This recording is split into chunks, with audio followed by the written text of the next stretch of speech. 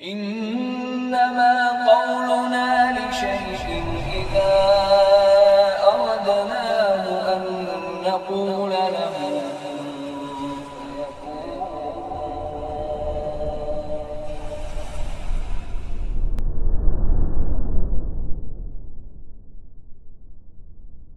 Assalamualaikum warahmatullahi wabarakatuh.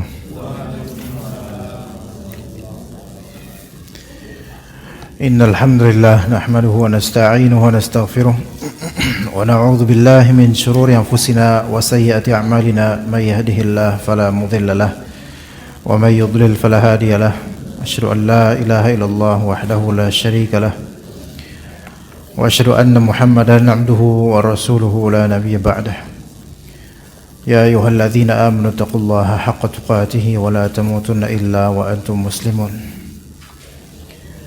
Fa inna asdaqal hadits kitabullah wa khairal hadi hadi Muhammadin sallallahu alaihi wasallam wa syarral umuri muhdatsatuha wa kullu muhdatsatin bid'ah wa kullu bid'atin dhalalah wa kullu dhalalatin finnar, amma ba'd. Pada pertemuan kali ini insyaallah kita akan membahas tentang i'tikaf. Dengan referensi utama dari kitab Meraih Keberkahan Ramadan karya Ustaz Yazid bin Abdul Qadir Jawas rahimahullah. Kita akan membahas tentang i'tikaf ini di beberapa subtemanya, yaitu tentang makna dari i'tikaf itu sendiri. Ya, makna dari i'tikaf, apa itu i'tikaf? Kemudian hikmah ibadah i'tikaf. Apa hikmahnya? Ibrahnya apa? Kemudian rukun-rukun i'tikaf. Sebagaimana ibadah pada umumnya memiliki rukun-rukun yang harus dilaksanakan. Juga masalah waktu memulai dan mengakhiri i'tikaf. Ya, kapan mulai, kapan berakhir. Juga masalah sunnah dalam i'tikaf dan makruh dalam i'tikaf. Sunnahnya apa, makruhnya apa di i'tikaf itu. Juga pembatal i'tikaf, apa yang membatalkan i'tikaf sehingga batal. Kemudian apa yang dibolehkan sewaktu i'tikaf. Itu semua insyaallah akan kita bahas biidznillah taala. I'tikaf itu ibadah yang Allah syariatkan, ya, dilakukan oleh seorang hamba demi mendekatkan dirinya pada Allah Subhanahu wa taala dan mengharapkan pahala dari Allah serta mengikuti sunnah Rasulullah sallallahu alaihi wasallam. Pada asalnya hukum i'tikaf itu sunnah, tidak wajib. Sunnah tidak wajib kecuali jika dia bernazar untuk i'tikaf. Pada asalnya hukum i'tikaf itu tidak wajib kecuali jika dia bernazar untuk i'tikaf. Bernazar yaitu berjanji kepada Allah untuk beriktikaf. Misal dia mengatakan, kalau misalnya saya berhasil dagang produk ini sampai habis, maka saya akan i'tikaf di tanggal sekian di bulan Ramadan ini, misal. Ya, saya bernazar akan i'tikaf di tanggal 27 di bulan Ramadan atau malam 27 di Ramadan ini. Kalau misalnya produk ini berhasil dihabiskan dalam penjualan, maka ini bernazar wajib dilaksanakan i'tikaf tersebut. Karena dalam riwayat Umar bin Al-Khattab radhiyallahu anhu pernah bertanya kepada Nabi sallallahu alaihi wasallam bahwa saya di zaman jahiliyah, Umar bin Al-Khattab pernah bernazar untuk beriktikaf satu malam di dekat Ka'bah, di Masjidil Haram. Maka Nabi SAW mengatakan, "Aufi binadrik." Penuhilah nazarmu itu. Padahal bernazarnya dulu pas masih musyrik. Ya, pas masih belum masuk Islam, di zaman jahiliyah. Yang seperti itu aja tetap wajib untuk menunaikan nazarnya. Apalagi kalau kita sebagai orang muslim, ketika bernazar itu dalam keadaan muslim. Dalam riwayat Aisyah radhiyallahu anha, Nabi SAW bersabda, "Man nadhara an yuti'a Allah falyuti'hu." Wa man nadhara an ya'siyahu fala ya'sih. Barang siapa bernazar akan melakukan sesuatu ketaatan kepada Allah, hendaklah dia penuhi nazarnya, wajib. Dan barang siapa bernazar untuk melakukan maksiat kepada Allah, maka jangan lakukan maksiat itu. Tapi ini kita tidak bahas lebih detail tentang masalah nazar karena itu fikih lain. Sekarang kita bahas i'tikaf. Secara bahasa apa itu i'tikaf? I'tikaf adalah menetapi sesuatu dan menahan diri padanya. I'tikaf secara bahasanya, murni bahasa, menetapi sesuatu, melazimi sesuatu, tetap pada sesuatu dan menahan diri padanya. Jadi tetap di situ, itu i'tikaf. Jadi ada sisi ketekunan dalam melakukannya. Nah, tetap di situ. Kayak orang misal belajar semalam suntuk, dia tetap di meja belajarnya. Maka ini secara bahasa saja ini i'tikaf. Karena dia menetapi bukunya dan belajarnya, dan dia menahan diri pada belajar itu, tidak kemana-mana. Jadi i'tikaf itu ada arti ketekunan dalam melakukan sesuatu. Maka orang yang i'tikaf ada sisi ketekunan. Adapun secara syar'i, kata Al-Ustaz di sini rahimahullah, i'tikaf adalah tinggal atau menetapnya seseorang di masjid. Tinggal atau menetapnya seseorang di masjid.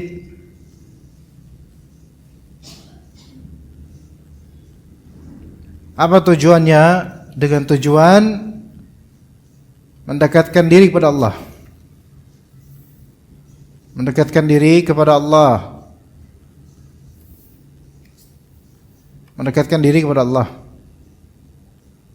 dengan cara tertentu. Dengan cara tertentu. Jadi i'tikaf secara syariat adalah tinggal atau menetapnya seseorang di masjid dengan tujuan ibadah, gitu. Dengan tujuan mendekatkan diri pada Allah, dengan tujuan ibadah dengan cara tertentu. Jadi ada kaifiyahnya, ada kategori atau klausulnya, ada syarat-syaratnya. Jadi ibadahnya ini harus di masjid. Oke, i'tikaf tidak sah kalau tidak di masjid. I'tikaf itu hanya sah jika dilaksanakan di masjid. Nanti insyaallah kita bahas di rukun i'tikaf.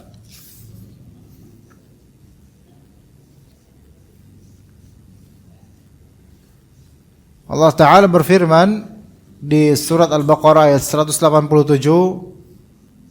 wala tubashiruhunna wa antum aakifuna fil masajid. Tetapi janganlah kalian campuri para perempuan itu, yaitu istri-istri itu, yaitu maksudnya melakukan hubungan seksual, ketika kalian sedang beriktikaf di dalam masjid. Ya. Menunjukkan tidak boleh kita melakukan flirting dan semisal di masjid terhadap istri. Baik di luar i'tikaf, apalagi sedang i'tikaf, karena itu bisa membatalkan i'tikaf.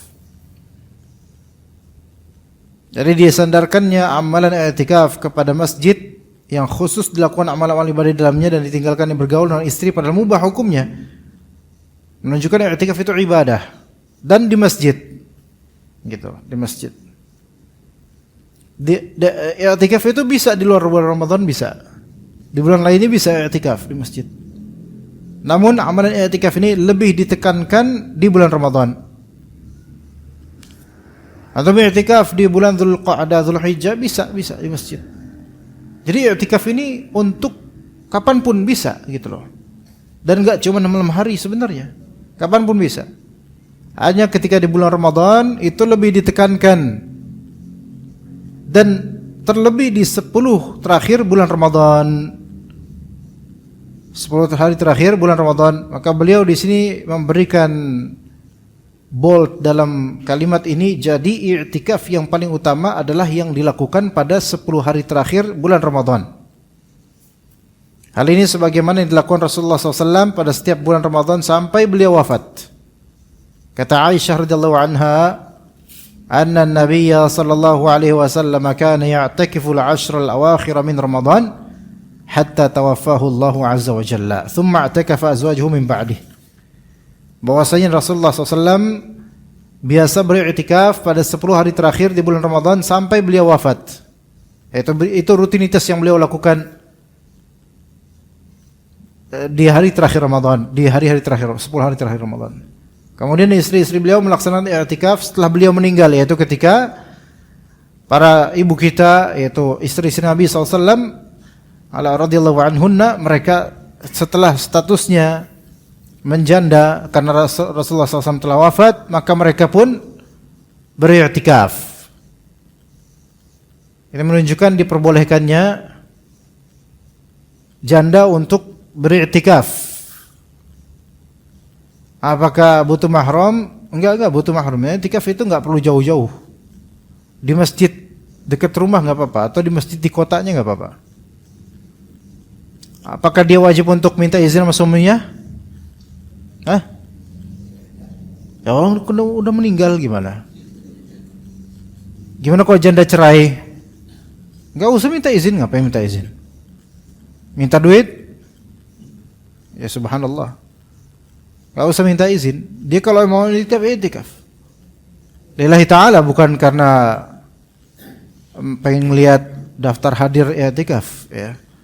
Kemudian nyari jodoh di situ. Kalau seperti itu niatannya, maka seperti dalam ayat.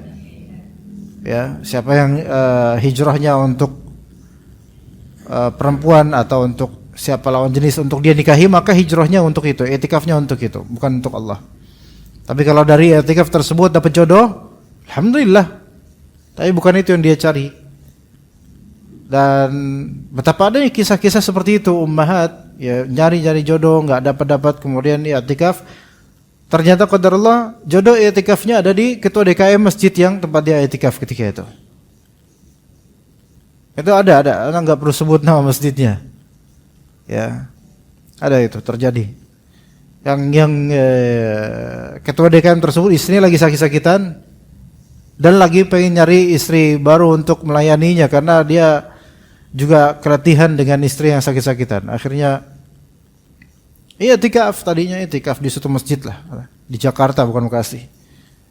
Ya, terjadi kemudian mungkin saat itu si ummahat ini ada butuh sesuatu tentang masjid, ya lagi i'tikaf, terus tanya mana ketua DKM-nya. Lalu ketemulah ketua DKM-nya dan kemudian bertanya sesuatu tentang masalah masjid. Nggak tahu cerita detail sih, cuman setelah itu akhirnya jodoh aja gitu, alhamdulillah. Ya nggak perlu tahu juga kita secara detail. Tapi kalau itu terjadi, bukan itu dicari, tapi itu yang terjadi, alhamdulillah. Mungkin memang Allah Taala jadikan jalurnya dari sini, alhamdulillah.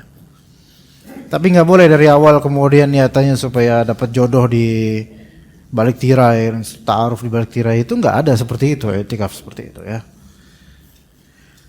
Dan Aisyah radhiyallahu anha berkata, kana an-nabiy sallallahu alaihi wasallam idza dakhala al-'ashru shadda mi'zarah wa ahya lailah wa iqadha ahlah. Rasulullah SAW apabila sudah masuk 10 hari terakhir bulan Ramadan, maka beliau mengencangkan ikat pinggangnya, menghidupkan malamnya dan membangunkan istrinya.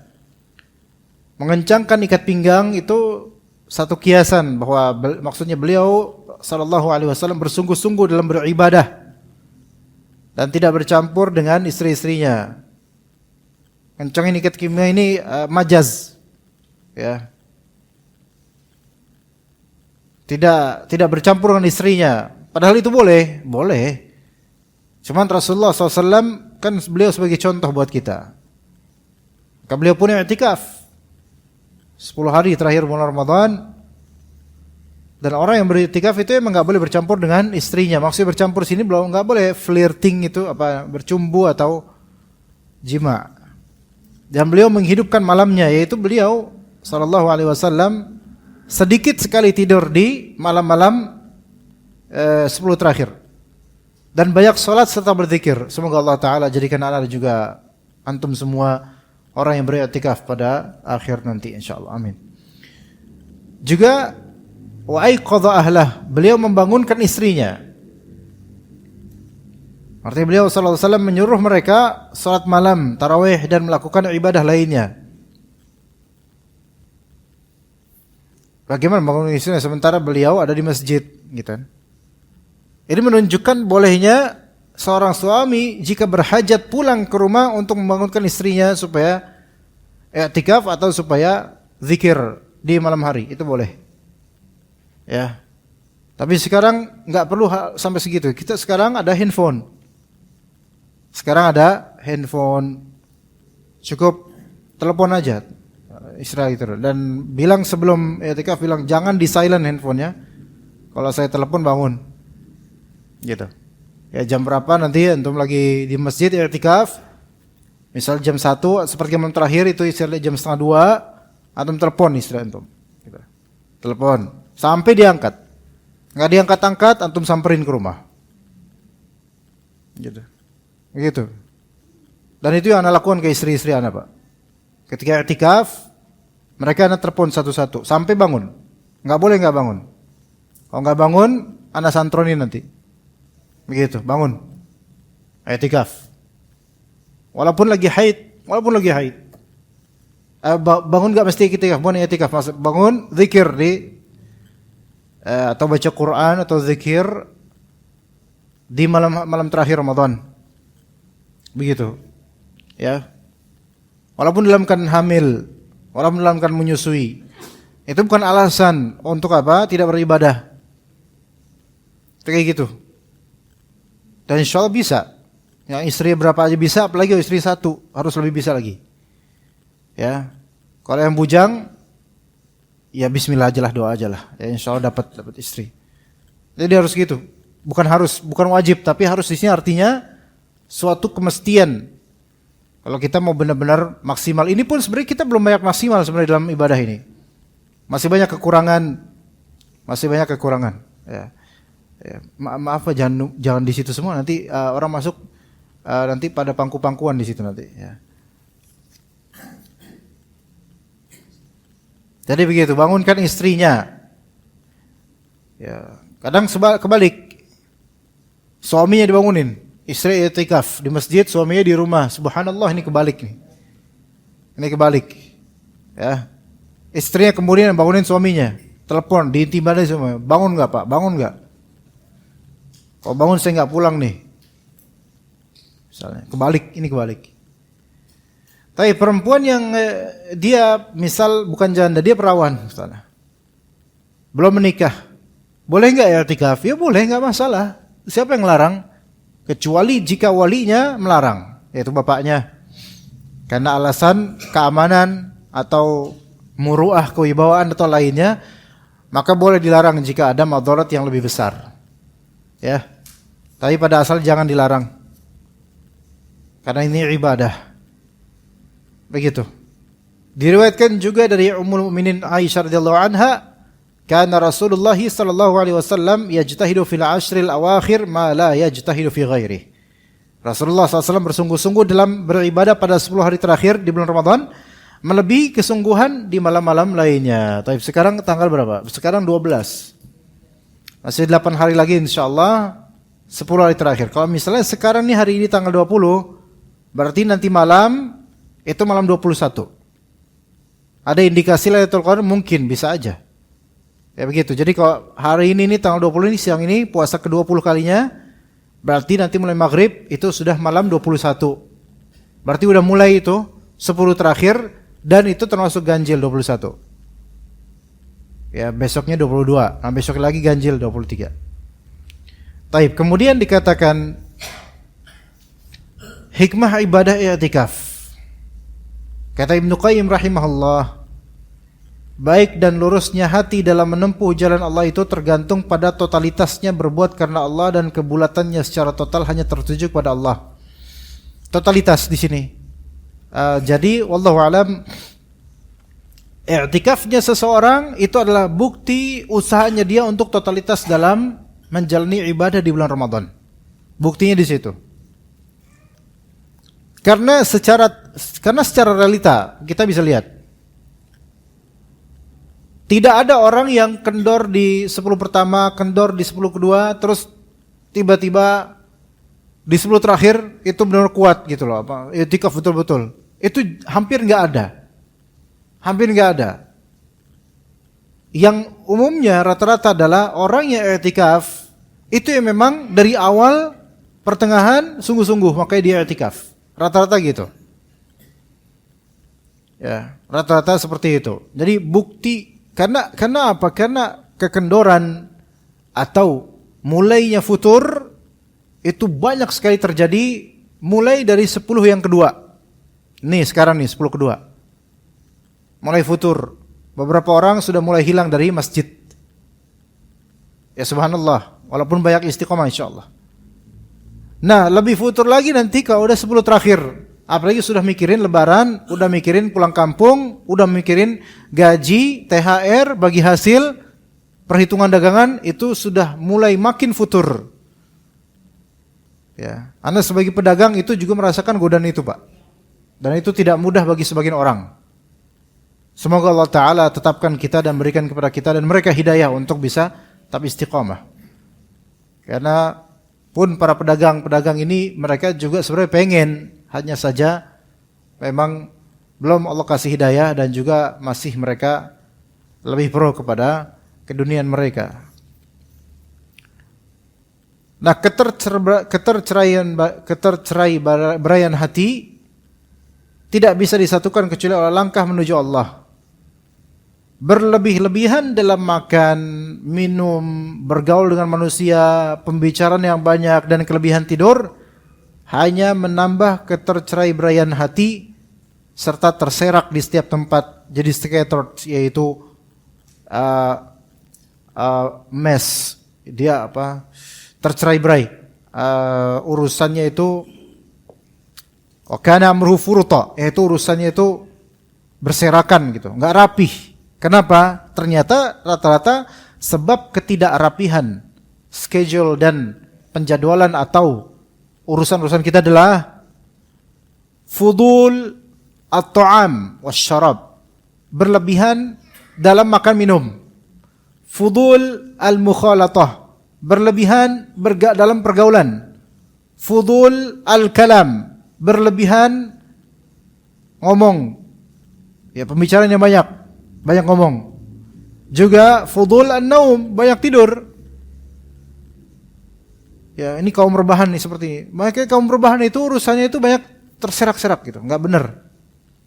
Ya. Jadi fudul al-kalam wasyarab, banyak makan, banyak minum. Ya. Orang yang pikirnya makan, dikir makan, sampai kemudian kolesterol kena ini itu kan susah urusannya nanti. Ya, kecuali kalau memang dia Allah uji ya, sebenarnya dia udah menjaga, tapi memang Allah uji darah tinggi dan seterusnya, emang keturunan, itu memang ujian dari Allah Azza wa Jalla. Tapi di sini masalah makan, minum, mikirin itu. Coba kalau buka puasa, udah kenyang banget, banyak makan, banyak minum, makan besar kemudian. Jadi urusannya tercerai-berai, terserak-serak, nggak jelas urusannya. Mau i'tikaf juga malas, bahkan mau tarawih juga malas, bahkan sholat isya juga malas. Maksudnya sholat isya berjamaah. Fudul al-mukhalatah, yaitu yang kedua yang membuat urusan tercerai-berai, yaitu banyak bergaul dengan orang-orang. Ya, maksudnya bergaul dengan orang, pergaulan yang aslinya mubah boleh. Tapi karena kebanyakan, maka membuat dia lebih banyak kesibukan untuk hal-hal yang sia-sia atau tidak ada manfaatnya. Ya. Tadi kebanyakan bergaul, kebanyakan ngunjungin teman, kebanyakan ngobrol, kebanyakan kongko, kebanyakan hangout, kebanyakan ngunjungin ini, ngunjungin itu dan seterusnya. Ya.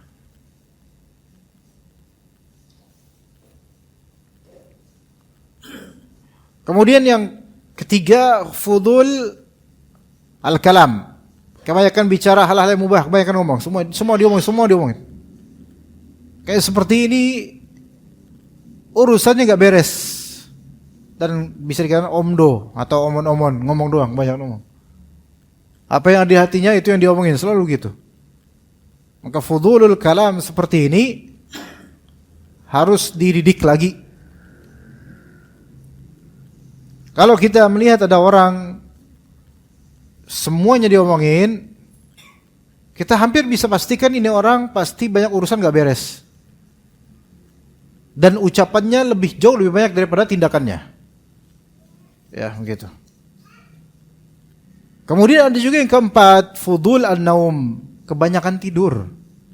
Kebanyakan istirahat. Kebanyakan rebahan. Baik laki atau perempuan. Kecuali kalau sakit itu beda hal. Atau kalau misalnya hamil dan keberatan itu beda hal. Atau misalnya ngasuh anak itu beda hal. Enggak, ini rebahan karena memang orangnya mageran.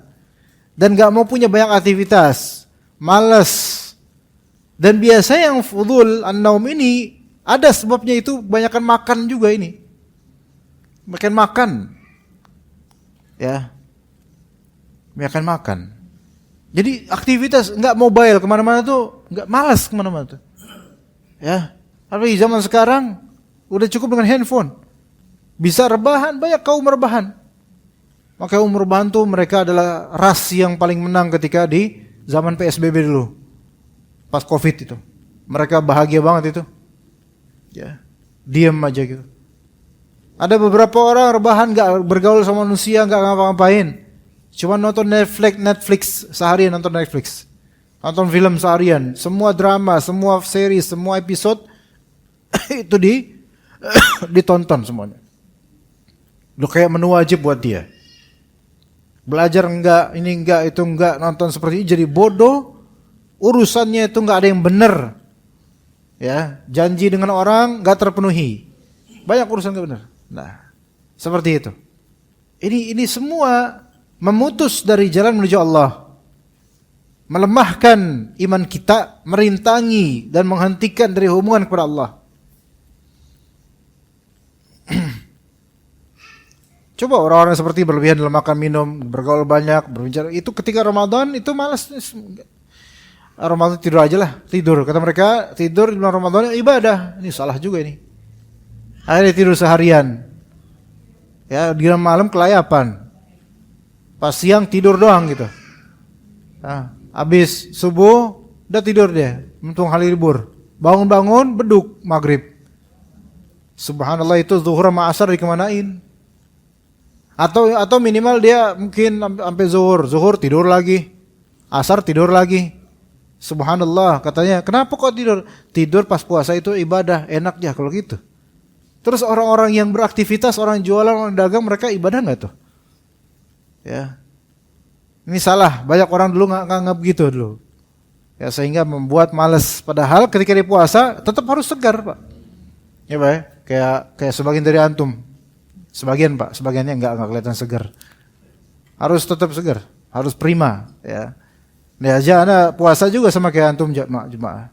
Tapi harus teriak supaya kita enggak tidur bareng, ya. Kalau Anda juga kelihatan lemah gitu juga, antum juga akan insyaallah sama-sama kita tidur di sini. Ya. Nah, Allah Ta'ala mensyariatkan puasa sesuai dengan kemaslahatan, kata Ibnu Qayyim. Di mana puasa itu akan memberikan manfaat dunia akhirat. Serta tidak mencelakakannya dan juga tidak memutuskan dirinya dari kepentingan duniawi dan ukhrawinya. Allah Ta'ala mensyariatkan i'tikaf bagi mereka yang maksud dan ruhnya adalah keteguhan hati kepada Allah. Serta kebulatan tekad hanya kepada Allah Ta'ala. Menyendiri kepada Allah. Dan memutuskan diri dari kesibukan duniawi. Menyibukkan diri ibadah hanya kepada Allah. Jadi hikmahnya ini adalah apa? Adanya keakraban dengan Allah Ta'ala.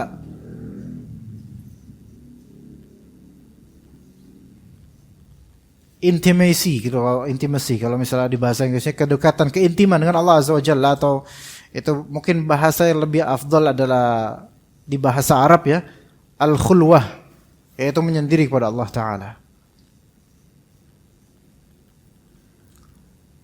Kata Ibnu Qayyim rahimahullah lanjutan di sini, ia pun orang yang i'tikaf ini siap dengan bekal keakraban dia dengan Allah.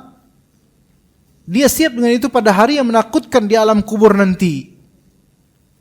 Karena sudah punya keakraban dengan Allah Ta'ala. Maka di masa-masa keterasingan Allah mengenali dia. Karena alam barzakh itu asing bagi semua manusia. dan jin. Ya, alam kubur itu asing bagi semua dari kita, jemaah. Kita nggak ada yang ngerti alam kubur gimana rasanya kecuali nanti kalau kita sudah wafat. Berarti masih asing buat kita. Ketika nanti hari pertama di alam kubur, malam pertama di alam kubur, itu hari pertama paling asing bagi kita. Nggak pernah kita ngerasain seperti itu. Tapi orang yang dekat sama Allah, yang punya i'tikaf di bulan Ramadan, maka dia punya keakraban dengan Allah Ta'ala, maka Allah menolong dia. Yusabbitullahu alladhina amanu bil qawli tsabiti fil hayati dunya wa fil akhirah wa yudhillullahu adh-dhalimin. Allah Ta'ala akan meneguhkan orang-orang yang beriman dengan al-qaul ats-tsabit, dengan perkataan la ilaha illallah di dunia dan juga di akhirat, dan termasuk di sini di alam kubur. Makanya ditanya tentang man rabbuk, dia bisa ngejawab. Karena punya keakraban dengan zat yang ditanyakan kepadanya, yaitu Allah Ta'ala. Jadi orang yang i'tikaf ini siap dengan bekal keakrabannya dengan Allah. Dia punya bekal pada hari yang menakutkan di alam kubur, saat dimana ia tidak lagi mempunyai teman akrab. Karena teman akrabnya imma udah mati duluan dan dikubur di tempat lain, atau masih hidup di alam dunia dan meninggalkan dia. Siapa lagi sekarang teman kita? Gak ada. Kecuali nanti setelah pertanyaan kubur, fitnah kubur, setelah itu ada nanti amal soleh yang akan mendampingi kita. Dan tidak ada sesuatu yang dapat menyenangkan selain Allah Subhanahu wa Ta'ala. Itulah maksud dari i'tikaf yang agung, bekal untuk kubur kita, bekal untuk setelah kematian kita. Dengan adanya keakraban dan kedekatan kepada Allah di momentum-momentum Ramadan ini. Karena i'tikaf di luar Ramadan tentu rasanya tidak sedetail dan tidak seindah i'tikaf di Ramadan. Ya, gak bakal. I'tikaf di Ramadan itu lebih dekat, lebih intim, lebih detail. Apalagi ketika kita merasa bahwasanya ini malam, insyaallah malam Al-Qadar. Wah, itu makin berjuang kita, makin berdekat pada Allah Azza wa Jalla. Taib. Syarat bagi orang yang mau i'tikaf. Apa syaratnya bagi yang mau i'tikaf? Pertama, Islam. Ini jelas. Maka Yahudi, Nasrani, Hindu, Buddha, ateis, agnostik, atau siapapun selain Muslim tidak sah i'tikafnya sebaik apapun mereka niatannya. Karena inna dina indallahil Islam. Karena agama dan amal di sisi Allah adalah hanya Islam saja. Syarat kedua, berakal. Islam kedua, berakal.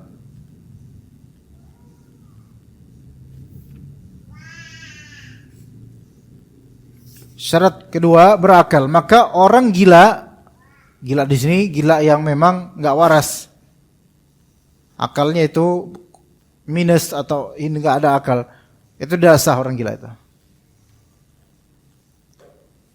Orang yang lagi mabuk nggak sah. Mabuk apapun. Mau dia mabuk khamr, miras, sampai mabuk lem, itu juga nggak sah. Akan mabuk lem terus ngomong alur ngidul nggak jelas, itu mau i'tikaf nggak sah dia. Karena semakna dengan orang gila. Nauzubillah min dzalik. Dan orang yang pingsan, itu tidak sah i'tikafnya.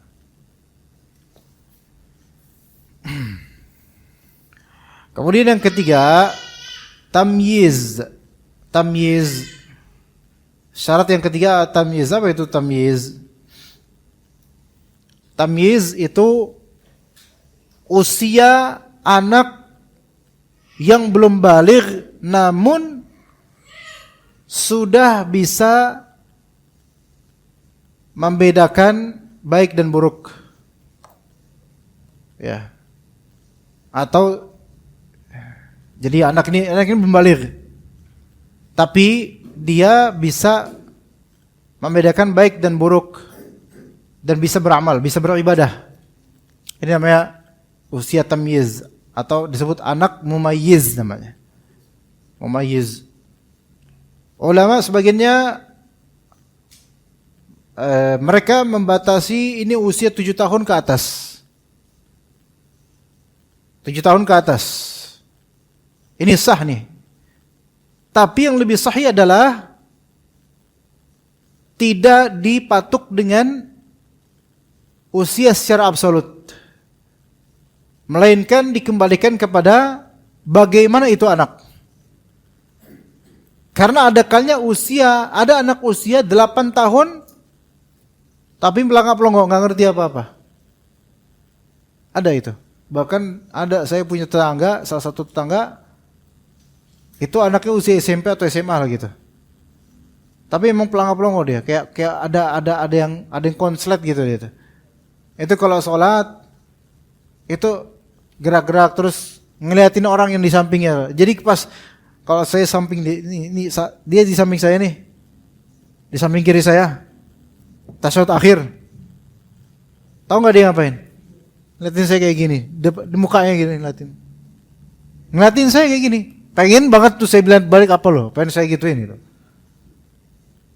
Apa ya, anak ini kayak ada sesuatu di akalnya gitu. Ini bukan tamyiz dan dari segi akal juga kayaknya agak kurang.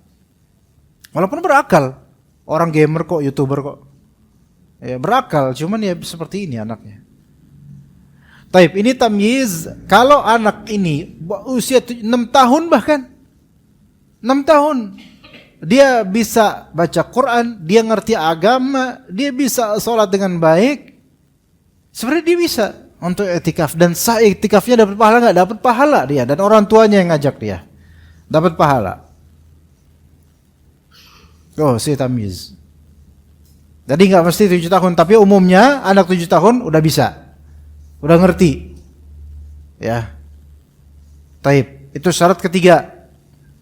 Jadi kalau anak bayi 5 tahun, balita 5 tahun, balita 4 tahun, apalagi 2 tahun itu emaknya kemudian i'tikaf bersama bayinya sambil menyusui, ini enggak baik sebenarnya, enggak usah lah. Ada yang lebih afdal yang harus dia tunaikan, yaitu ngurus anak. Syarat yang keempat, suci dari junub, haid dan nifas. Suci dari junub, haid dan nifas. Tadi kalau dalam keadaan junub di rumah, jangan ke masjid. Karena Allah Ta'ala mengatakan, wala junuban illa abiri sabil. Ya ayuhalladzina amanu la taqrabus salata wa antum sukara hatta ta'lamu ma taquluna wala junuban illa abiri sabilin hatta taghtasilu. Wahai orang beriman, janganlah kalian mendekati salat ketika kalian dalam keadaan mabuk, sampai kalian sadar apa yang kalian ucapkan. Dan jangan pula kalian hampiri masjid ketika kalian dalam keadaan junub. Jangan, pas lagi junub jangan ke masjid.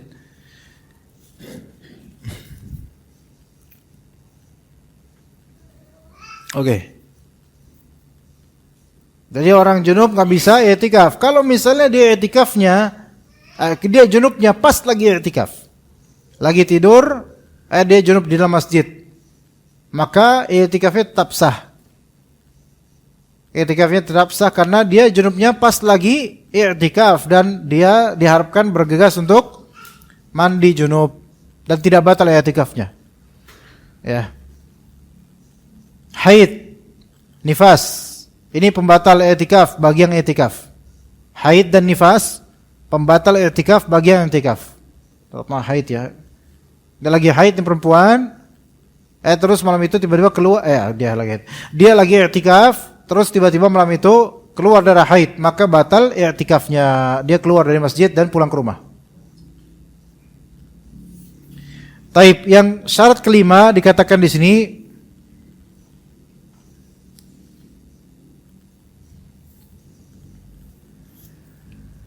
sebenarnya ini khilafiyah. Yang syarat kelima ini masalah khilafiyah. Berpuasa. Kata Ustaz Yazid di sini syarat kelima berpuasa. Ini pendapat banyak dari ulama. Bahwa syarat i'tikaf itu berpuasa pagi atau besok harinya. Ini juga pendapat yang masyhur di mazhab Imam Ahmad. Tetapi wallahu alam, saya lebih condong ke pendapat yang tidak mensyaratkan ini. Saya lebih condong ke pendapat yang tidak mensyaratkan puasa. Bisa dipahami nggak jemaah? Ngerti nggak konteks masalah ini? Syarat i'tikaf puasa, maksudnya puasa Ramadan. Tadi siang atau besoknya puasa dia harus. Adapun yang nggak puasa itu Enggak sah i'tikafnya. Loh gimana itu? Ngerti enggak di sini, Pak? Bisa dipahami enggak? Banyak kasusnya banyak, ini contohnya. Misal antum musafir, mau pulang ke mana gitu, dan antum mau pulang ke Sumatera, ya, dan naik mobil pribadi. Antum pulang misalnya ke Padang, naik mobil pribadi, panjang itu urusannya, bukan pakai pesawat. Kalau pakai pesawat, i'tikaf di mana? Di langit. Ya. Ini pakai mobil pribadi. Dan siang harinya nggak puasa karena lagi jalan. Terus malamnya pengen i'tikaf di suatu masjid lah di jalanan gitu. Maka mampir terus i'tikaf di situ. Kalau bagi ulama ini termasuk beliau mensyaratkan tadi puasa, maka i'tikaf dia nggak sah. Ya, gitu itu contohnya. Karena apa? Karena hari itu tadi dia nggak berpuasa. Itu salah satu contoh. Walaupun saya lebih mengikuti pendapat yang tetap membolehkan untuk i'tikaf. Itu yang lebih sahih insyaallah bagi saya. Contoh lain. Bukan perempuan haid dan nifas memang enggak boleh i'tikaf dia. Contoh lain, misal perempuan ini tidak bisa puasa karena menyusui atau lagi hamil. Kan itu tidak haid. Tidak nifas. Lagi menyusui. Ya. Suci, tapi lagi menyusui. Nah, karena dia nggak puasa siangnya atau hari itu nggak puasa, kenapa? Karena itu bermadarat buat dirinya atau buat anaknya puasa itu. Maka dia nggak puasa. Nah, bagi kebanyakan ulama di sini itu tidak boleh i'tikaf. Tapi yang lebih sahih wallahu alam bahwasanya boleh i'tikaf. Boleh i'tikaf. Begitu. Perempuan hamil atau perempuan yang lagi menyusui dan tidak puasa karena khawatir dirinya atau karena khawatir anaknya, maka tetap boleh insyaallah puasa i'tikaf. Jadi ya, contohnya seperti itu. Ya. Oke. Atau laki-laki atau perempuan yang berpenyakit, yang kalau penyakit itu dia puasa dengan penyakit itu, maka penyakit itu bertambah, maka dia nggak puasa. Maka dia tetap boleh i'tikaf. Begitu juga dengan bapak yang tua renta, ibu yang tua renta, enggak mampu berpuasa dan hanya bisa bayar fidyah. Boleh enggak i'tikaf? Boleh. Makanya syarat kelima ini wallahu alam ana lebih condong kepada yang tidak mensyaratkan untuk berpuasa. Ya begitu, ya. Allahu alam. Baik, kemudian rukun i'tikaf. Rukun i'tikaf pertama niat.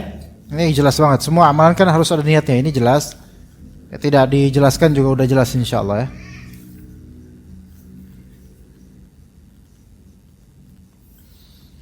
Yang kedua di masjid. Tempat i'tikaf harus di masjid. Jadi rukun pertama niat, yang kedua i'tikaf di masjid. Harus di masjid. Wala tubashiruhunna wa antum aakifuna fil masajid. Tapi janganlah kalian mencampuri mereka ketika kalian beriktikaf di masjid. Jadi i'tikaf itu hanya sah bila dilaksanakan di masjid. Dan ini bisa di semua masjid. Bisa di semua masjid. Tidak dikhususkan di 3 masjid, Masjid Nabawi, Masjidil Haram, Masjidil Aqsa, enggak. Di semua masjid. Nah, masalahnya kemudian adalah masjid yang seperti apa kita boleh i'tikaf itu. Nah, gitu kan. Ayo, gimana? Ini aja nih masjid apa Miftahu Khairul Ummah ini? Ini masjid apa namanya? Ya, betul. Ini masjid atau hukumnya masjid atau musola itu hukumnya? Gimana panitia? Masjid. Memang namanya masjid betul, namanya masjid, tapi harus diketahui status di sini dan juga bagaimana sholat di sini. Pertama, status ini apa yang memang udah wakaf permanen, maksudnya pihak developer atau sekolah memang sudah mempermanenkan ini akan terus jadi masjid. Apakah begitu, Pak? Ya, alhamdulillah. Alhamdulillah. Terus kemudian apakah diadakan sholat lima waktu di sini? Alhamdulillah. Berarti ini masjid. Boleh i'tikaf? Boleh i'tikaf. Ya, alhamdulillah. Iya, Pak. Anak kan tarawih di sini, Pak. Salat sunnah tarawih tahiyatul masjid di mana? Tadi yang lihat berapa ikhwan salat tahiyatul masjid di luar. Boleh atau tidak? Boleh atau tidak? Luar mana tadi? Teras. Karena masih nyambung lantai dan masjid maka boleh. Itu bagian masjid juga. Tapi kalau antum tahiyatul masjidnya di rumput-rumput sana, ini perlu dipertanyakan. Ya, di sana bukan tempat tahiyatul masjid. Parkiran itu. Pak Jumatan sampai parkiran itu, Pak? Oh, sini aja. Oh, anak sekolahan. Khotibnya juga anak sekolahan juga, Pak? Oh, ustadznya. Ya. Pak bisa senyum sedikit nggak, Pak? Ah, gitu dong. Kayak serem banget kayaknya. Ya, di masjid. Nah, perhatikan baik-baik sini masalah fasum, fasos. Di perumahan-perumahan. Masjid atau bukan itu? Gitu loh, itu. Ya. Itu masjid atau bukan? Kalau bentuknya jelas masjid itu. Tapi gini, karena ada beberapa fatwa dari sebagian ustadz kita ya. Fasum, fasos itu hukumnya bukan hukum masjid. Enggak ada tahiyatul masjid, enggak ada i'tikaf dan seterusnya. Ada yang berfatwa seperti itu. Bahkan dulu ana mengikuti fatwa itu. Tapi wallahu alam yang sahih adalah jika pihak developer komplek tersebut itu sudah mempermanenkan itu buat masjid, dah nggak bakal diganggu, dah jadi masjid seterusnya, nggak ada rencana niatan nanti bakal diubah jadi hal lain, walaupun status secara secara aktenya mungkin fasilitas umum. Itu kan hanya status keduniaan saja. Tapi dengan niatan itu sudah dibangun buat ibadah dengan bangunan itu dan seterusnya, maka ini sudah hukum seperti hukum wakaf. Lillahi ta'ala udah selesai. Udah. Maka ini hukum masjid. Gitu, Pak. Oke? Kecuali kalau misalnya musola-musola yang ada di basement-basement di beberapa kantor yang musola itu kecil dan masih ada potensi bakal diubah nanti pada waktunya. Ini kemungkinan besar ini bukan masjid. Ini hanya sebatas level musola secara status di Islam. Dan musola tidak ada tahiyatul masjid. Tahiyatul musola ada. Musola tidak bisa i'tikaf di situ. Ya. Taib. Kalau antum ke rest area KM berapalah gitu, ada masjidnya enggak, Pak? Ada. Itu hukum masjid atau hukum musola? Masjid. Pertama, karena pihak dari pengembang di situ sudah jelas-jelas mempermanenkan itu buat masjid. Bangunannya kayak gitu. Masa ada rencana nanti bakal kita pugar lah, kita bobok semuanya. Tahun berapa kita ganti dengan apa misalnya? Enggak, Anda yakin enggak? Ya. Kemudian bangunannya jelas bangun masjid. Tulisannya juga masjid. Juga ada sholat berjamaah 5 waktu di sana. Bahkan bukan 5 waktu aja, sholat terus orang di sana. Karena orang kan ke sana kan jam-jam kapan tahu. Maka hukum masjid, antum ketika safar pulang kampung terus i'tikaf di rest area sah enggak? Sah. Karena itu masjid. Gitu, Pak. Blok M Square, masjid enggak? Bukan. Karena itu Blok M Square itu toko. Ya, Pak ya? Bingung. Blok M Square itu masjid bukan? Ya bukan lah, itu gedung. Isinya toko. Pak senyum dikit, Pak. Masjid Nurul Iman. Itu masjid bukan? Itu masjid. Ka'bah yang ada di dekat situ, masjid bukan itu? Ka'bah. Kan ada Ka'bah itu. Buat manasik umrah di situ. Itu bukan bagian dari masjid. Oke. Masjid di Tamini Square. Anda nggak tahu kok Bekasi ini apa aja. Bekasi ada apa di sini? Ada nggak Bekasi yang di rooftop itu? Masjid-masjid di atas atau? Itu masjid kalau misalnya memang bentuknya masjid dan permanen di situ masjid. Maka i'tikaf di tempat-tempat seperti itu boleh. Begitu boleh. Ya. Taib, musola Pertamina, iktikaf di situ, sah nggak? Hah? Gimana, sah nggak Pak? Ayo. Ini terlepas dari masalah korupsi berapa triliun. Ini terlepas masalah dendam antum karena motor antum ngempos gara-gara pakai Pertamax di tahun kemarin. Karena Anda salah satu korbannya.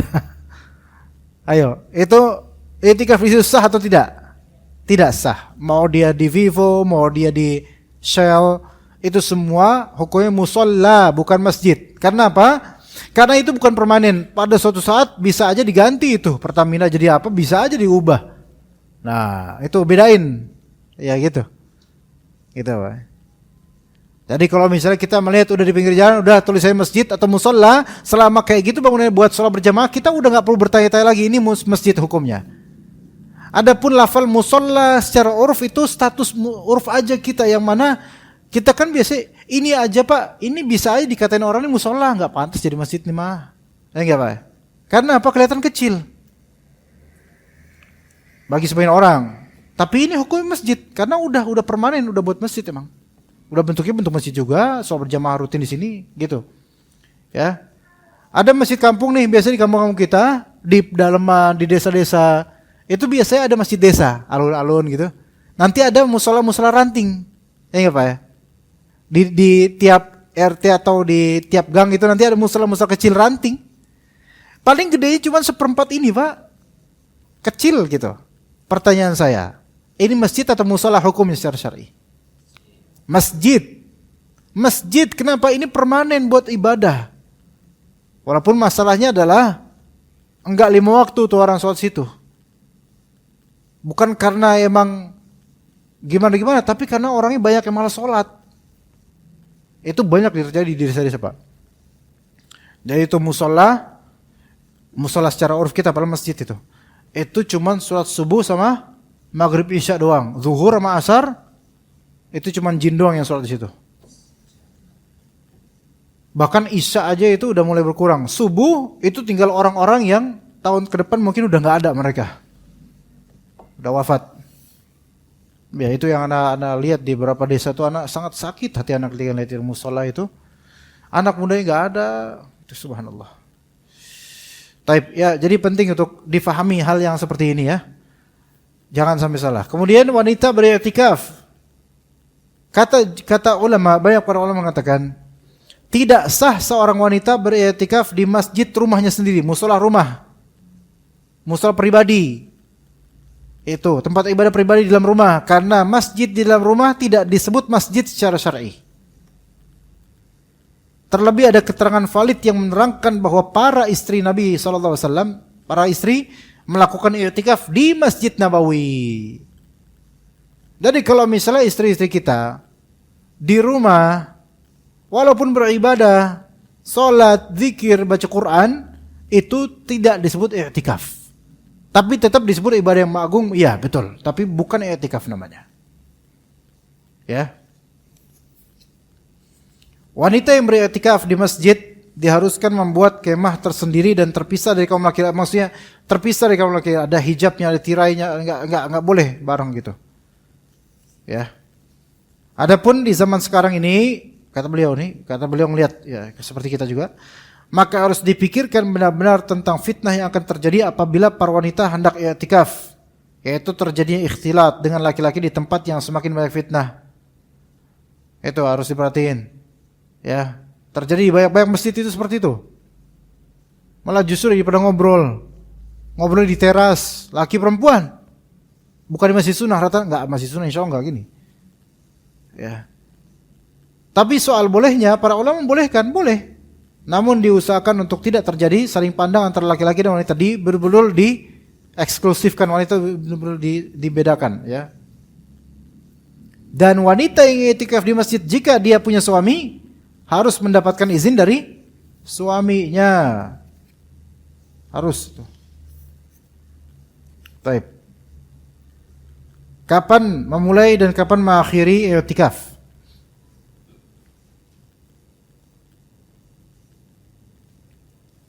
Kita kan tahu tadi i'tikaf ada yang wajib, ada yang sunnah. I'tikaf yang wajib yaitu ketika memang karena nazar. Kalau i'tikaf wajib karena nazar, maka harus ditunaikan sesuai dengan nazarnya dia. Misalnya, saya bernazar saya akan i'tikaf di malam 27. Jika apa? Di malam 27 ya. Jika dagangan saya laris dagangnya, maka dia wajib i'tikaf. Malam 27 berarti dia harus dimulai kapan? Sebelum terbenamnya matahari 26. Dan selesai kapan? Setelah terbit fajar kedua, yaitu subuh, atau setelah terbit matahari, baru dia selesai i'tikaf. Karena dia lafalnya apa? Saya i'tikaf di malam 27. Bukan di hari 27. Kalau di hari 27, maka dia harus mulai dari sebelum terbenamnya matahari 26 dan baru selesai setelah terbenamnya matahari 27. Itu. Jadi lafalnya kayak gimana dia ketika nazar? Itu nazar, tapi insyaallah orang-orang kita tuh jarang bernazar, ya. Adapun i'tikaf yang hukumnya sunnah, maka waktunya tidak terbatas. Kata Ibnu Hazm, seseorang boleh beriktikaf di waktu siang saja atau malam saja. Boleh dia siang saja atau malam saja. Jadi gini, penjelasan dari Ustaz Yazid gini. Apabila seseorang telah masuk masjid dan berniat i'tikaf untuk bertaqarrub, mendekatkan diri kepada Allah dan beribadah dengan tinggal di masjid, maka ia dinilai sedang i'tikaf sampai ia keluar dari masjid. Ya. Gini Pak, ini mungkin ini dari ana. Sebelum dari ana pribadi, dari beberapa masyayikh di antaranya Syekh Sami As-Suqair rahimahullah, hafizallah, muridnya Syekh Utsaimin. I'tikaf itu ada mungkin bisa dikatakan tiga klasifikasi lah, ya.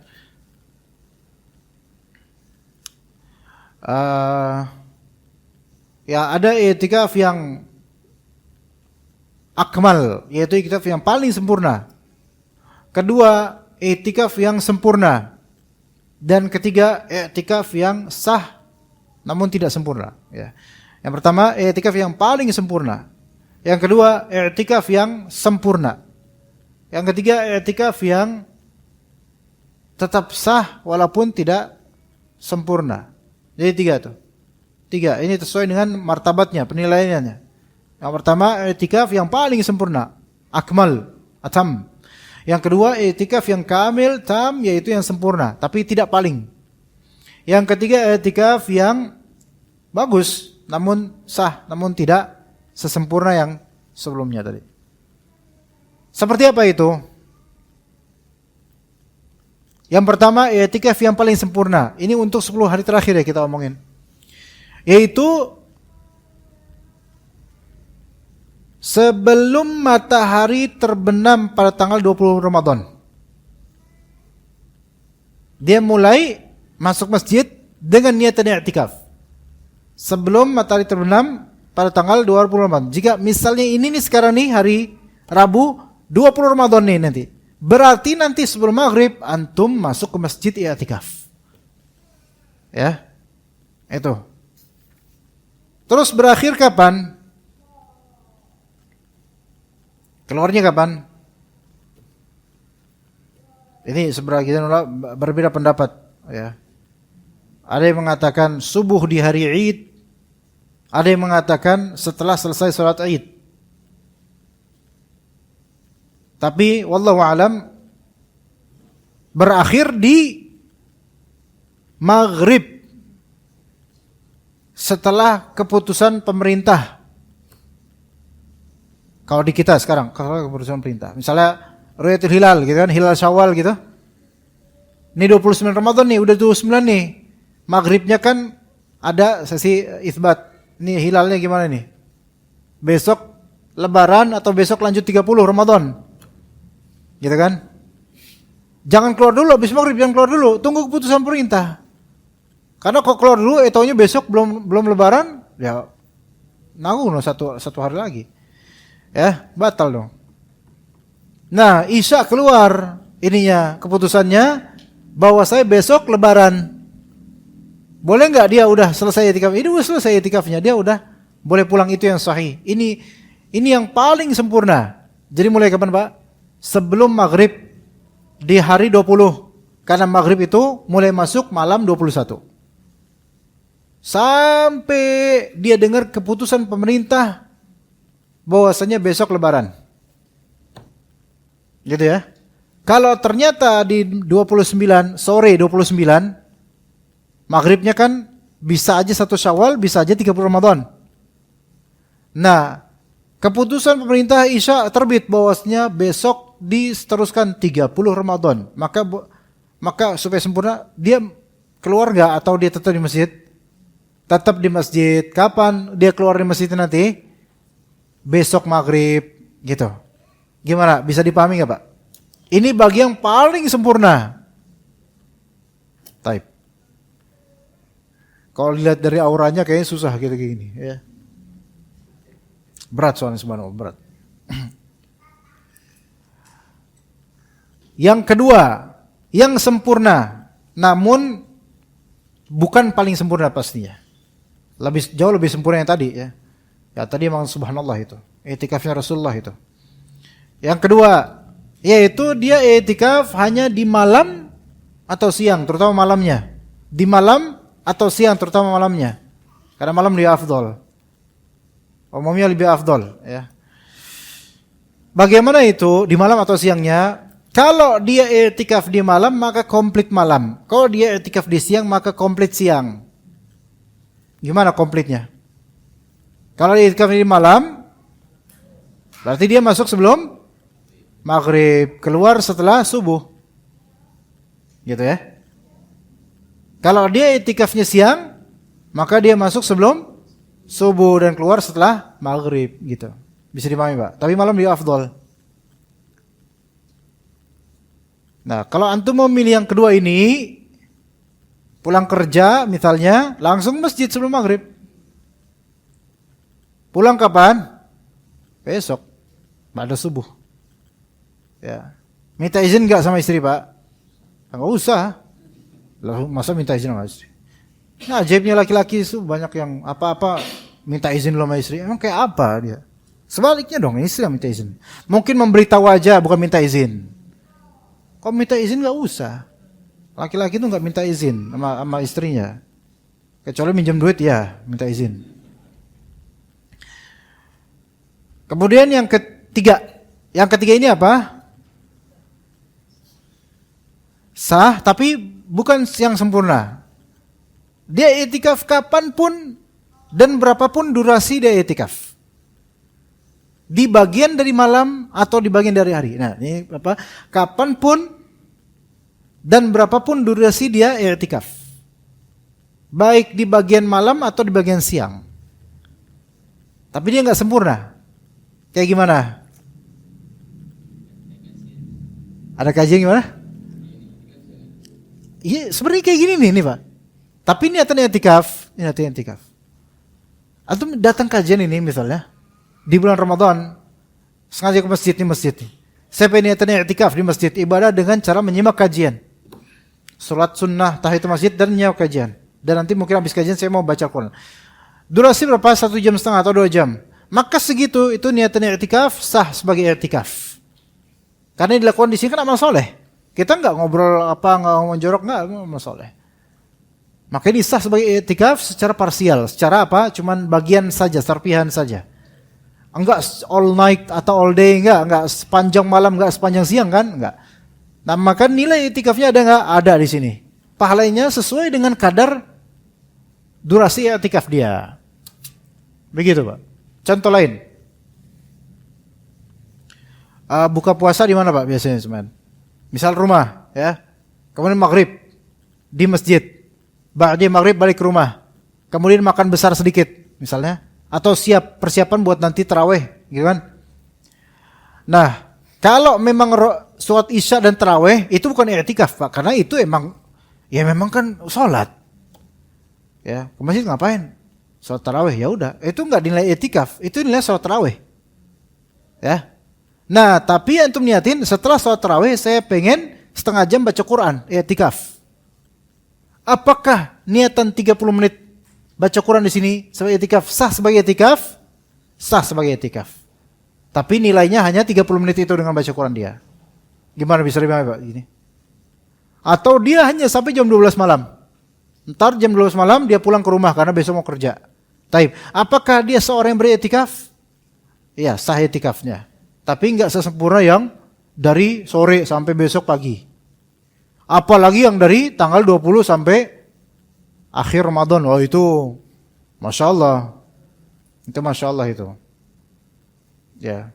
Taib, kalau dia ikut program yang 10 hari terakhir Ramadan, dari tanggal 20 sore sampai Lebaran, dia ikut itu. Padahal dia masih ada kontrak kerja. Dikontak terus sama atasannya. Woi, kemana lu? I'tikaf bos. Astagfirullahaladzim. Ya. Balik sini kerja lo gitu. Mau THR enggak? Bimbang dia langsung. Pak, THR mah THR kasih aja Pak, tapi jangan halangi saya dari i'tikaf. Ini orang punya pegawai kayak gini, itu nauzubillah min dzalik. Ngeselinnya minta ampun. Ya. Boleh enggak dia i'tikaf ketika ada dia kontrak kerja kayak gitu? Enggak boleh, malah haram dia i'tikaf dengan full, itu haram, enggak boleh. Bukan karena ini anti i'tikaf atau menjauhkan dari Allah, bukan. Karena kata Nabi SAW, al-muslimuna ala syurutihim. Orang-orang muslim itu sesuai dengan persyaratan dan kewajiban yang mereka harus penuhi. Jadi harus lakukan itu. Ya. Di sini ketika kita ada agreement sama orang, ada janji sama orang, maka ini wajib. Ini sunnah i'tikaf, maka sunnah itu jangan didahulukan demi menghindari yang wajib, enggak boleh. Yang wajib dulu, walaupun itu hablum minan nas. Baik, begitu.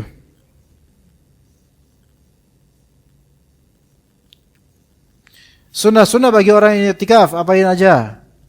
Sibukkan diri dengan salat jamaah, salat sunnah gitu. Ya. Membaca Al-Quran. Jadi orang yang i'tikaf 10 hari terakhir Ramadan, dia full atau semi full. Bukan yang parsial yang tadi. Kalau yang parsial yang tadi emang itu hanya berapa menit atau berapa jam doang. Ini yang full. Dari malamnya atau siangnya atau 10 hari terakhir full. Salat jemaah sibukkan dengan salat jemaah, ini udah pasti. Salat sunnah sibukkan dengan salat sunnah, apapun itu salat sunnahnya. Membaca Al-Quran, tasbih, tahmid, takbir, istighfar, doa, banyak berselawat pada Nabi SAW. Dan ibadah lain untuk mendekatkan diri kepada Allah Azza wa Jalla. Mungkin baca kitab, maksudnya baca kitab syariah, ya, kitab ulama yang bermanfaat. Atau menyimak kajian, walaupun video, boleh. Tapi kajian, kalau dia menyimak reels video yang isinya kucing ketabrak apa-apa itu bukan hal yang dianjurkan. Walaupun tidak haram, tetapi itu susah. Kita hindari susah ya. Coba i'tikaf 10 hari yang udah biasa nonton reels video, ada mama belok sen kanan, belok kiri itu, diliatin di videonya, ditunggu reaksi orang-orang. Itu kan nggak ada gunanya seperti itu. Ya, apakah itu mengurangi nilai i'tikaf? Ya, termasuk mengurangi. Tapi nggak sampai dosa. Termasuk juga dalam hal ini disunnahkan menuntut ilmu. Ya, itu kata beliau. Membaca, menelaah kitab-kitab tafsir dan hadis, membaca riwayat para nabi dan orang-orang saleh, dan mempelajari kitab-kitab fikih, serta kitab-kitab yang berisi tentang masalah akidah dan tauhid. Jadi, antum i'tikaf bawa Al-Quran, yang mungkin antum sudah terbiasa melakukan ibadah variatif, bawa Al-Quran, bawa buku tafsir, bawa misalnya. Al-Quran bawa, buku sirah bawa. Jadi ketika antum baca Al-Quran, misalnya 1 juz selesai, antum baca kitab sirah, kemudian mengubah-ngubah, switching amalan, itu membuat variatif dan lebih enak, gitu loh. Kadang-kadang kita ini yang memang udah berubah wataknya sekarang ini, mudah bosenan, itu kalau baca Quran terus, terutama anak muda, itu kadang-kadang nggak betah itu, nggak betah. Kalau orang tua betah biasa itu, diam aja, 5 jam, tidur ternyata, bukan ngapa-ngapain. Kemudian perkara-perkara makruh bagi orang yang i'tikaf. Dimakruhkan bagi orang yang beriktikaf untuk melakukan aktivitas-aktivitas yang tidak perlu dan tidak bermanfaat, baik perkataan maupun perbuatan. Contohnya apa? Cerita horor sama teman-teman pas lagi i'tikaf. Akhi tahu nggak akhi? Ana waktu itu ketemu jin loh di sini. Ya, cerita horor. Atau ya cerita apa ya? Cerita-cerita yang enggak ada manfaatnya. Kata Nabi SAW, min husni islamil mar'i tarkuhu ma la ya'ni. Di antara kebaikan Islam seseorang ialah meninggalkan hal-hal yang tidak berguna baginya. Dimakruhkan pula menahan diri dari berbicara. Jadi kebanyakan ngomong makruh. Enggak mau ngomong juga makruh. Nih, enggak mau ngomong juga makruh loh. Ya, ini seorang enggak mau bicara karena mengira bahwa itu adalah amalan yang dapat mendekatkan diri pada Allah. Jadi enggak mau ngomong. Dia puasa bisu dia ngomong-ngomong. Ya, ini malah makruh. Bahkan khawatirnya jadi bid'ah, khawatirnya. Ya, jadi panitia etikaf nanya, "Pak, udah makan, Pak?"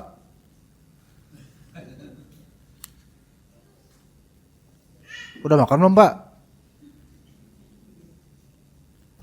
Ya gitu. "Pak, saya nanya udah makan belum, Pak?" "Astagfirullahaladzim." Nah, akhirnya ngomong dia.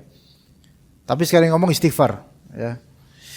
Maka ini makruh dan khawatirnya bisa bid'ah kalau dia menganggap itu sebagai bagian dari ibadah yang disyariatkan, padahal enggak. Ibnu Abbas mengatakan, ketika Nabi SAW sedang khutbah, tampak oleh beliau seorang laki-laki yang tetap berdiri di terik matahari. Lagi khutbah, nih orang ngapain diri matahari gitu. Maka beliau bertanya kepada para sahabat, siapa orang itu? Dia namanya Abu Israel, ya Rasulullah. Ia bernazar akan terus berdiri, enggak mau tunduk, enggak mau duduk, tidak akan berteduh dan tidak akan berbicara serta akan terus berpuasa. Maka Nabi SAW melarang, murhu falyatakallam, suruh dia ngomong, wal yastadil, suruh dia bernaung, wal yaqud, suruh dia duduk, wal yutimma shaumahu, hendaklah dia meneruskan puasanya. Enggak boleh enggak ngomong kayak gitu. Ya. Menyedikitkan ucapan itu bagus, tapi kalau enggak pernah mau ngomong, ini aneh, ini mau ngapain? Ya, gitu. Apalagi istri lagi ngambek nggak mau ngomong, wah ini juga nggak boleh. Istri ngambek 3 hari nggak ngomong. Ya gara-gara apa? Gara-gara potnya pecah misalnya, nggak mau ngomong. Ya, dipecahin sama suaminya, nggak mau ngomong. Ditanya, udah makan belum? Ya, melengos. Abasa wa tawalla. Ya. Makanya yang seperti ini makruh bahkan bisa haram karena durhaka sama suaminya, ya. Ya tapi suaminya harus memaklumi, ya. Hal kayak gini harus dimaklumi. Jangan langsung dilaknat istrinya. Terlaknat kamu. Semoga neraka. Jangan, suami masa kayak gitu, ya. Taib, kemudian tidak pula mengeraskan suara ketika di dalam masjid, walaupun untuk membaca Quran, karena bisa mengganggu peserta ibadah peserta itikaf lainnya. Mentang-mentang suara bagus digedein. Ya, jangan. Lalu gimana dengan orang atau Bilal atau Marbot yang gede suaranya? Orang lagi itikaf dia suara ya, pas lagi jam 3, 4. Mungkin untuk bangunin sahur kali ya. Mungkin bangun sahur sebenarnya boleh sebenarnya bangun sahur. Cuman sebenarnya kita udah nggak butuh lagi, ya, metode bangun sahur yang seperti sekarang atau yang apa ya di masjid-masjid keras banget terus kemudian anak-anak muda pada pakai beduk, pakai gendang, pakai apa. Lu waktu biasa hari biasa kemana aja lo? Pas Ramadan kerja ganggu orang paling pertama lo. Giliran di bulan lainnya nggak ada lo. Subuh aja nggak pernah kelihatan hidungnya di masjid. Bahkan orang kayak gini nih, anak kayak gini, subuh belum tentu di masjid. Giliran buat rame-rame keprukin apa gendang dan ini paling pertama. Udah gitu keras banget, panci lah dia bawa lah, subhanallah. Padahal sekarang itu kan lebih mudah untuk bangun, udah ada alarm. Ini aja saya Pak, HP yang saya ini, kalau dialarmin, itu suaranya gede banget. Saya nyari buat suara itu nggak bisa di alarm ini. Jadi setiap pakai alarm ini saya pasti bangun. Bahkan mimpi saya langsung bubar, langsung gara-gara alarm ini. HP kita udah ada. Dulu pakai jam beker, pakai ini kecil, pakai jam tangannya titit kecil aja. Kecil banget, volumenya nggak bisa gedein. Tapi kalau HP kan bisa gede. Bahkan annoying banget kalau HP itu kadang-kadang suara ambulans, suara apa gitu kan. Coba Pak kalau misalnya orang-orang yang cinta dunia itu yang nggak pernah mau bangun pas sholat atau sholat subuh. Suruh mereka pakai alarm maling, maling, itu insya Allah bangun. Maling gitu, bangun. Maling sama suara kentongan, tong, maling. Atau kebakaran, itu insya Allah bangun. Iya. Gitu. Karena apa? Karena pikiran maling, takut hartanya hilang, baru bangun. Giliran hayya 'alas shalah enggak bangun-bangun. Karena hartanya enggak hilang dia. Ya. Taib, gimana dengan kalau misalnya ada witir atau apa? Salat tahajud. Maka wallahu alam ini diperbolehkan bagi yang memang menginginkannya. Terganggu enggak peserta lain? Maka wallahu alam di sini karena ada maslahat yang rajihah, yaitu salat berjamaah tahajud, maka wallahu alam tidak apa-apa. Ini juga dilakukan di Masjid Nabawi, Masjidil Haram. Tapi gitu, wallahu alam. Pembatal i'tikaf apa aja? 1. Sengaja keluar dari masjid tanpa ada keperluan, walaupun sebentar.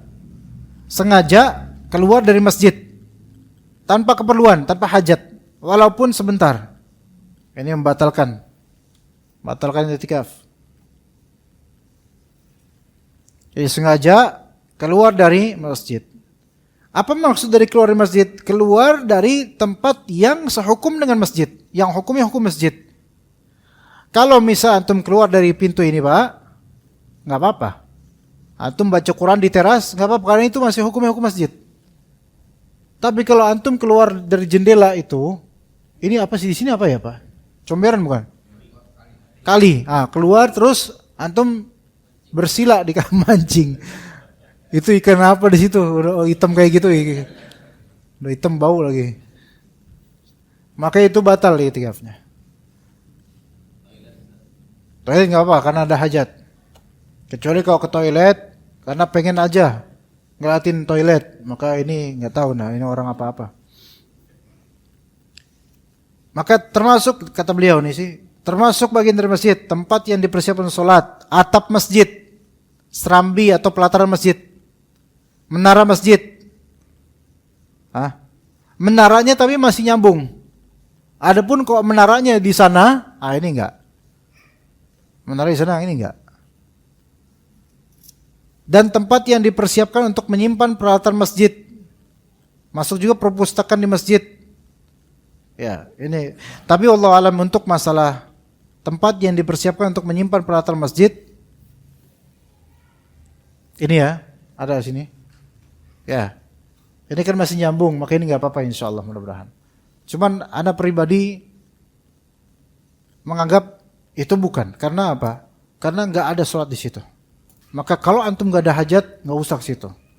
Artinya antum baca Quran di situ enggak usah. Sebaiknya hindari itu. Ini mihrab seperti ini bukan tempat sholat. Maka anda khawatirnya dia bukan bagian dari masjid, walaupun ini memang dianggap bagian dari masjid, tapi khawatirnya bukan, karena ini bukan tempat sholat.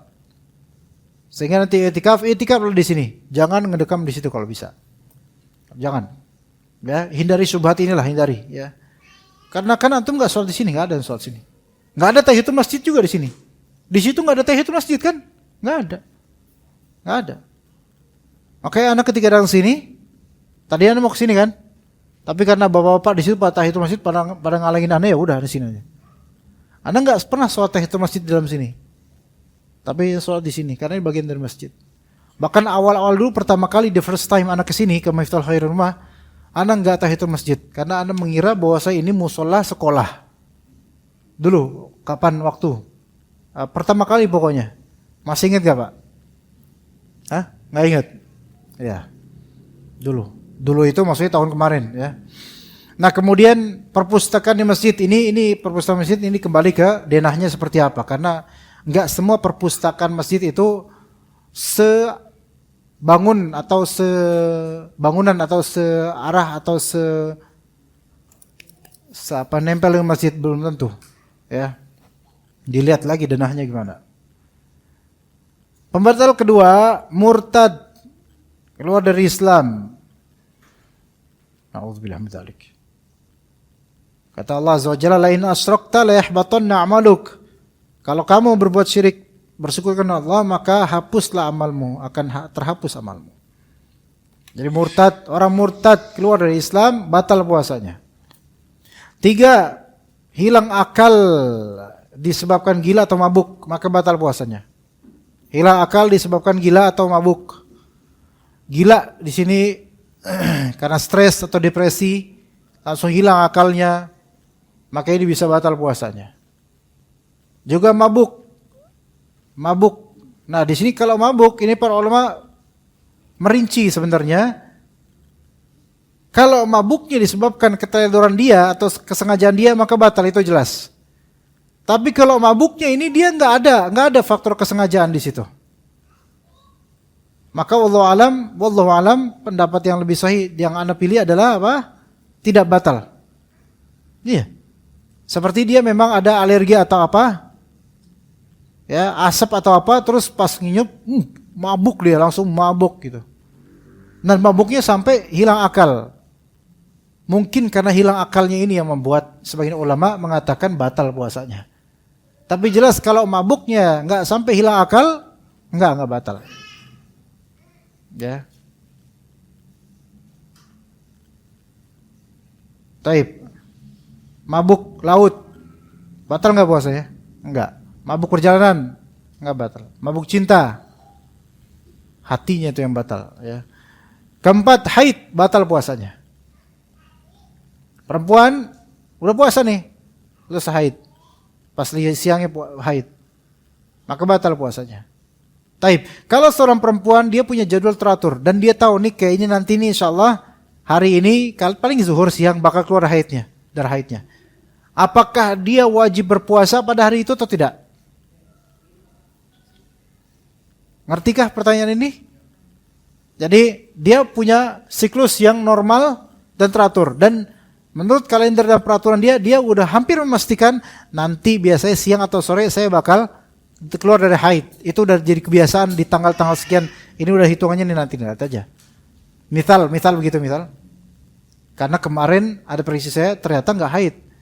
Harusnya kemarin, tapi sekarang nih biasanya opsinya kemarin atau sekarang. Sekarang nih pasti nih. Hampir pasti sekarang, nanti. Mungkin zuhur atau apa, saya akan keluar dari haid. Maka dia harus nggak dia puasa pada awal hari itu? Harus puasa. Harus puasa. Nggak boleh dia nggak puasa. Harus puasa. Adapun nanti ketika dia haid, baru batal. Terus boleh nggak dia makan minum setelah itu? Boleh nggak dia makan minum setelah itu? Boleh. Boleh makan minum, boleh. Karena batal puasanya itu disebabkan uzur, bukan karena kesengajaan dia. Begitu juga nifas, membatalkan puasa. Sama. Yang keenam, bersetubuh bersenggama, jima. Maka batal puasanya. Gimana jima di sini? Jima yang membatalkan puasa seperti apa? Yaitu ketika kemaluan suami sudah bertemu dengan kemaluan perempuan. Itu intinya gitulah. Ya, maka ini batal puasanya. Walaupun tidak keluar air mani. Kalau kemaluan dengan kemaluan sudah mencapainya, maka ini membatalkan puasa dan berkonsekuensi 5 hal. Di sini jika terjadi jima, pertemuan air mani dengan pertemuan kemaluan dengan kemaluan suami istri bersetubuh ini, maka ada 5 konsekuensi. 5 konsekuensi. Pertama, batal puasanya. Ya. Kedua, dapat dosa besar.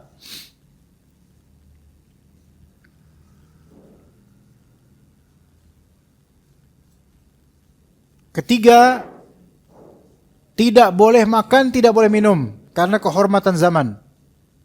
Tidak boleh makan, tidak boleh minum lihurmatiz zaman, karena kehormatan Ramadan. 3 tuh. Keempat, wajib mengqadha hari yang dia jima itu, hari itu. Wajib mengqadha 1 hari itu. Jadi wajib mengqadha 1 hari itu. Yang kelima, wajib kafarat. Wajib kafarat, wajib membayar kafarat. Memerdekakan budak? Tidak. Kita nggak ada budak sekarang. Puasa 2 bulan berturut-turut. Ya, nggak bisa. Maka kafaratnya memberi makan 60 orang miskin. Mereka makan 60 orang miskin. Itu bagi yang berjima di siang hari Ramadan yang wajib untuknya puasa. Orang yang wajib puasa namun kemudian berjima walaupun tidak keluar air mani. Selama sudah sampai kemaluan dengan kemaluan dan melakukan dukhul, maka ini sudah disebut berjima yang membatalkan puasa dan 5 konsekuensi tadi terwujud. Adapun kalau keluarnya air mani disebabkan masturbasi atau onani atau melihat sesuatu atau mendengar sesuatu yang membuat dia terangsang dan keluar air mani daripada itu, maka batal puasanya tapi tidak kafarat. Atau maaf. Istrinya lah yang melakukannya dengan tangannya terhadap suaminya. Oke? Mohon maaf juga. Atau dengan mulut istrinya. Sehingga keluar air mani dengan itu. Maka apakah terkena kafarat atau tidak? Jawabannya tidak. Karena bukan kemaluan dengan kemaluan. Pahami baik-baik. Begitu. Karena bukan kemaluan dengan kemaluan, melainkan dengan alat lain dan kemaluan. Bukan kemaluan dengan kemaluan. Oke? Seperti itu. Itu jadi yang jadi secara eksklusif khusus bersetubuh atau ijma yang membuat adanya kafarat sampai 2 bulan berturut-turut puasa itu jika kemaluan dengan kemaluan. Oke? Baik. Pembatal lainnya, pembatal i'tikaf. Tapi tadi Anda membicarakan masalah apa ya? Kepuasa ya? Subhanallah. Harusnya kan i'tikaf kita omongin ya. Kenapa dari tadi antum nggak memberikan arahan ke Anda? Pak, senyum sedikit lah Pak. Ya Pak?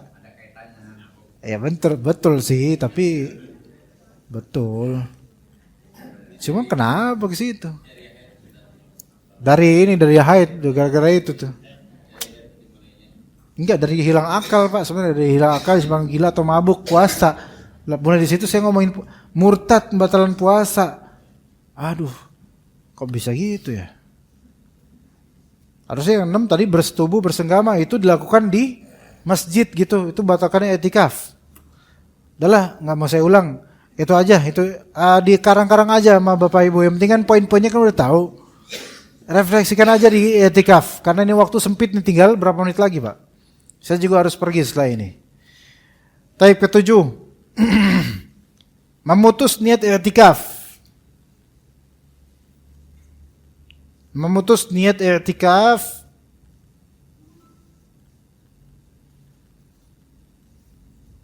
Oke. Beliau juga mengatakan atau ragu-ragu untuk memutusnya. Ini beliau lebih mendukung pendapat ini ya.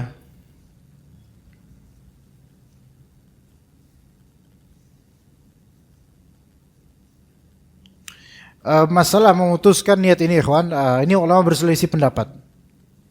Apakah kalau memutuskan niat,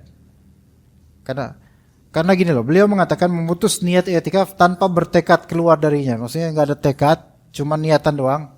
Itu bagi beliau sudah batal i'tikafnya. Ya ini sebagai hati-hati dari beliau mungkin.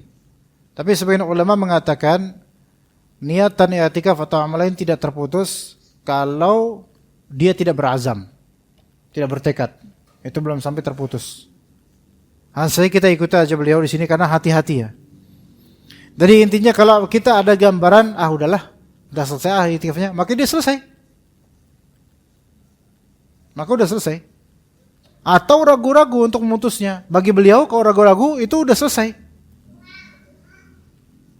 Jadi orang misalnya i'tikaf sempurna, paling sempurna nih, dari tanggal 20 Ramadan menuju 21 Ramadan, sebelum maghrib udah situ. Hari kelima itu udah kangen istri, kangen rumah, udah homesick bener-bener. Apalagi ternyata di masjid udah gak nyaman, digibahin sama teman-teman dan seterusnya. Aduh, pulang gak ya? Bagi beliau, orang ini terputus i'tikafnya karena ragu-ragu. Sementara niatan itu gak boleh ragu, gitu loh maksudnya beliau. Ya, makanya harus betul-betul berazam buat i'tikaf itu harus kuat benar-benar. Kedelapan, meninggal dunia.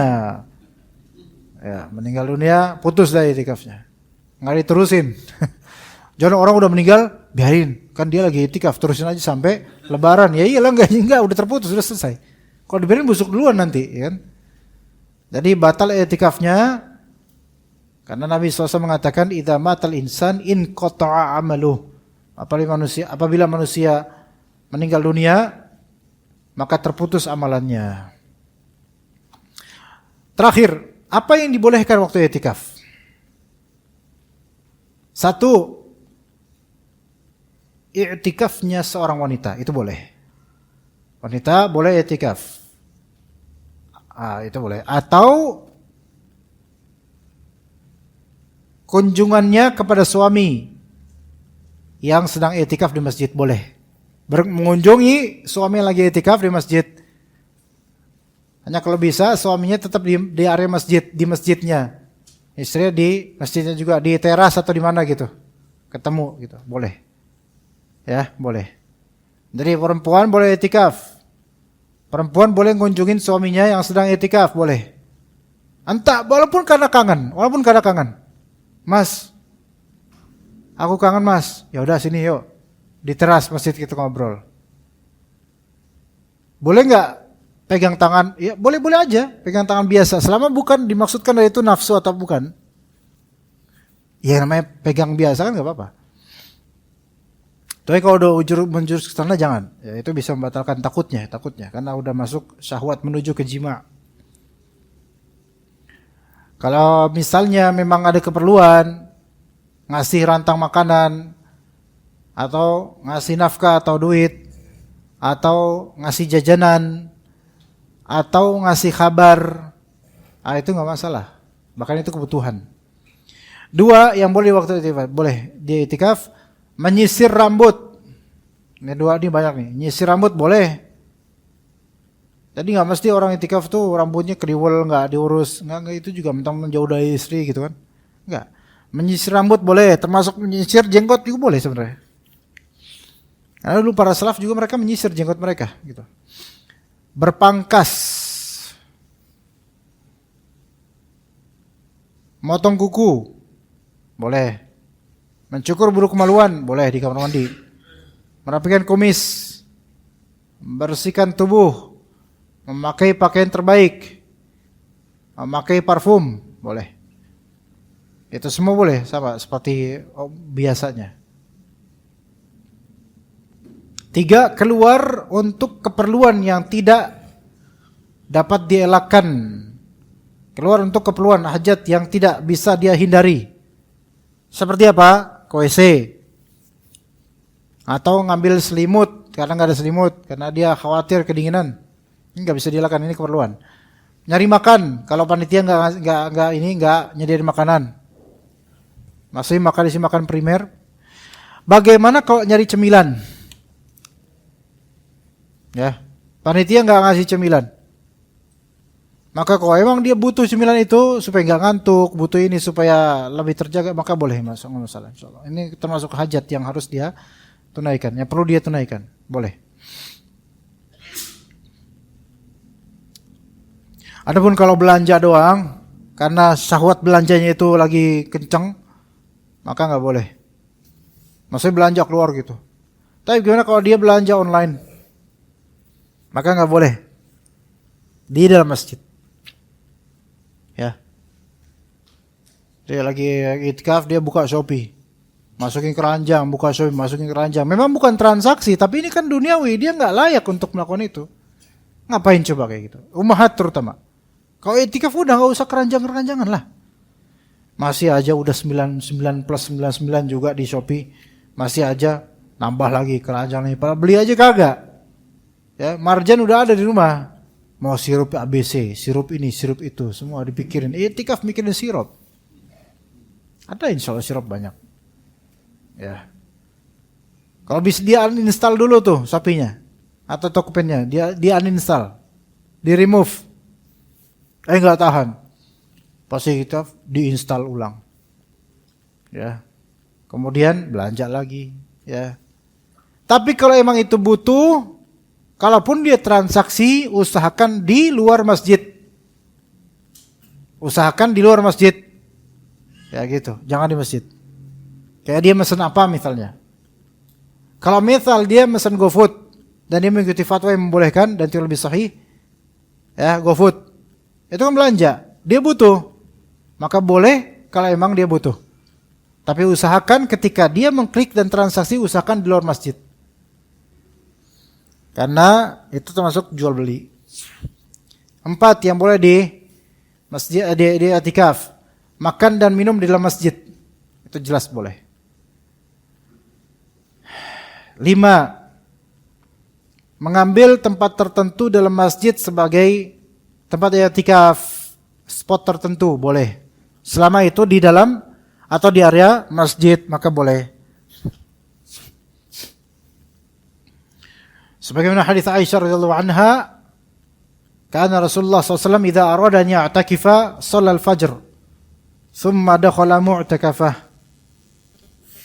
Nabi SAW apabila hendak i'tikaf, beliau salat subuh kemudian masuk ke tempat i'tikaf.